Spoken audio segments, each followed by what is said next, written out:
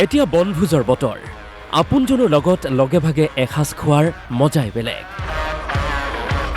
প্ৰকৃতিৰ মাজত জীৱনৰ দুখ বেদনা সকলো পাহৰি নাচি বাগি লগৰজন বা পৰিয়ালৰ লগত বনভোজ খোৱাত ব্যস্ত এতিয়া সকলো প্ৰকৃতিৰ সৌন্দৰ্যয়ো হাত বাউলি মাতিছে সকলোকে এই দৃশ্য ওদালগুৰি জিলাৰ ভৈৰৱকুণ্ডৰ পাহাৰৰ পৰা নামি অহা পানীৰ ঢলৰ কাষত নাচি বাগি বনভোজ খোৱাত ব্যস্ত এইসকল লোক আচলতে বনভোজ বুলি ক'লে বছৰৰ শেষ এটা নতুন বছৰৰ আদৰণি গতিকে এটা উৎসৱমুখৰ পৰিৱেশ হয় মাঘ বিহুৰ আগমন আহি আছে গতিকে সকলোৱে ওলাই আহে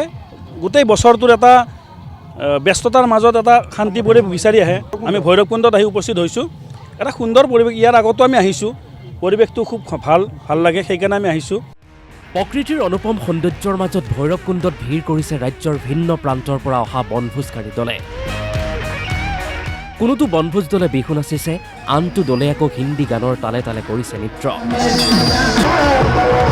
শিশুৰ পৰা বৃদ্ধলৈকে সকলোৰে মাজত পাৰ ভগা উৎসাহ অসমৰ এই ত্ৰিবেণী সংগম য'ত অসম ভূটান আৰু অৰুণাচল প্ৰদেশত এই তিনিটা সংগমৰ এটা সংগমস্থলী এই ভৈৰৱকুণ্ডত আমি সকলোৱে মিলা প্ৰীতিকে এটা বনভোজ কৰিব আহিছোঁ আগতে অতি দুৰ্গম আছিলে আৰু বিভিন্ন সন্ত্ৰাস জড়িত অঞ্চলত ইয়াতে পিকনিক খোৱাটো খুব অসম্ভৱ আছিলে কিন্তু আজি ইমান শান্তিপ্ৰিয় আৰু ইমান শান্তিৰ পৰিৱেশত ইয়াতে চলিছে যে সকলোৱে বনভোজটো খাবলৈ ইয়াত আহিছে চলিত বছৰক বিদায় দিয়া আৰু নতুন বছৰক আদৰাৰ বাবে অসম অৰুণাচল আৰু ভূটানৰ ত্ৰিবেণী সংগম হিচাপে পৰিচিত ভৈৰৱকুণ্ডত বৃদ্ধি পাইছে বনভোজকাৰীৰ দল ধনশিৰি নৈ পাৰত এসাঁজ তৃপ্তিৰে খোৱাৰ বাবে ৰান্ধিছে মাছ ৰান্ধিছে মাংস